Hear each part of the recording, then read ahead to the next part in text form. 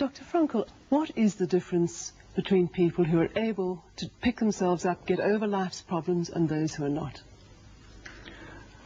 The decisive factor is decision, the freedom of choice, the freedom to come up with a decision. It should be, I would like to become this way or another, in spite of conditions that should only seem to fully determine my behavior. I wish to act freely as a responsible being, which is a human being. I wish to act in accord with heredity and environment, owing what I become to them, but also, if need be, in spite of the worst conditions.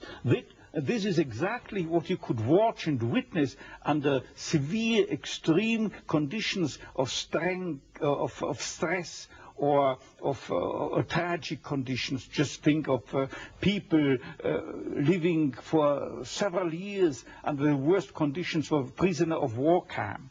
There's a whole body of psychiatric literature about that, or for that matter, in concentration camps. And this is what should be acknowledged. People are free, and if you watch or study the lives of such people in just a detached, down-to-earth, empirical, strictly empirical, scientific way and fashion, in another way than you presented it and you commented it, in another way, then people get the picture, the impression of a human being as something, not someone, something that is fully determined. Whereas they don't recognize and acknowledge the freedom and the responsibility for themselves, the responsibility for making something or someone out of himself. So your basic philosophy is that life has meaning under all conditions, but how easy is it when there's a sense of hopelessness, a sense of despair, to recognize this meaning? Let me confront you with a somewhat strange definition of despair. As I'm used to proclaiming is that despair can be explained in terms of a mathematical equation. D, capital D, equals S minus M. What does it mean? Despair is suffering without meaning. As long as an individual cannot see any meaning in his or her despair, he or she will certainly be prone to, in its suffering, I wanted to say, no meaning in the suffering.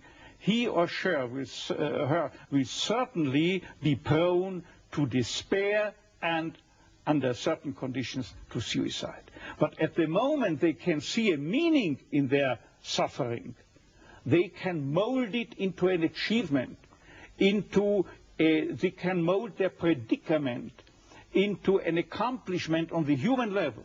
They can turn their tragedies into a personal triumph. But they must know for what. What should I do with it? But if people, like so many segments of present-day society and population, cannot find any meaning whatsoever in their lives, cannot see anything meaningful, they more often than not have something to live by, or say at least enough to live by. They cannot see anything to live for. What is the answer to the question, why me? Why did this happen to me?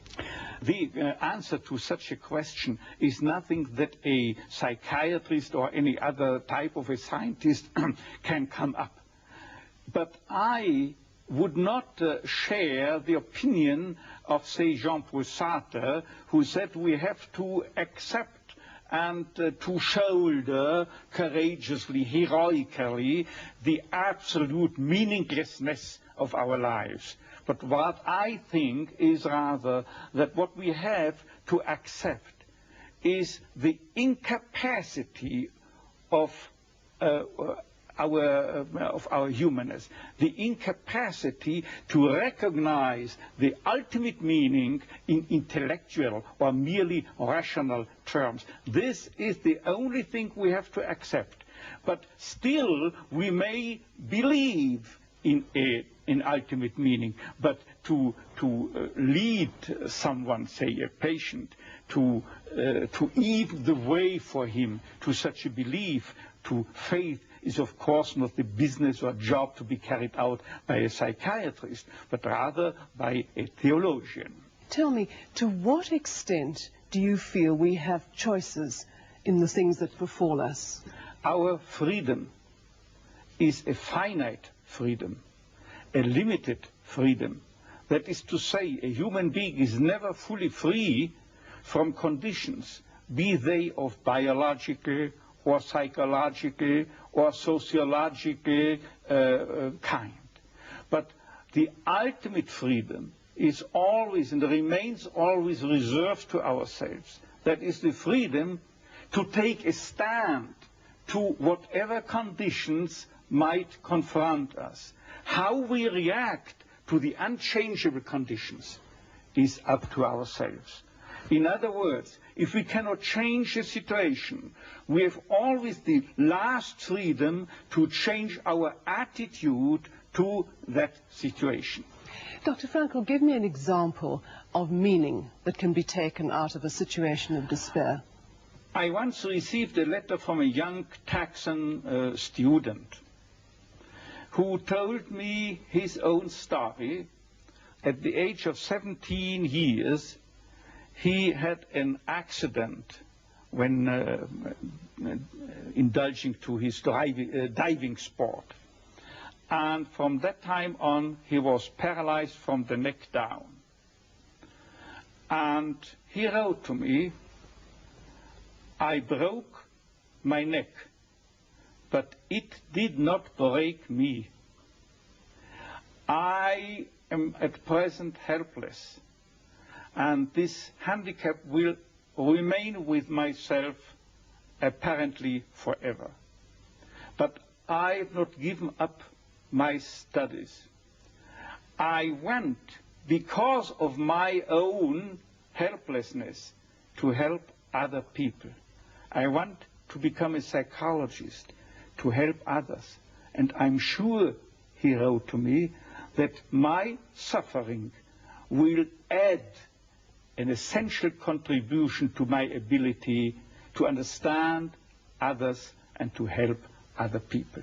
This man, three years later, was invited by me to deliver a lecture, to read a paper at the 3rd World Congress of Logotherapy taking place at the University of Regensburg in West Germany. He was brought in and with his wheelchair by a plane from Texas to West Germany and delivered a lecture under the title, "The Defiant Power of the Human Spirit." The last sentence read, "I know that this is true because that man was me."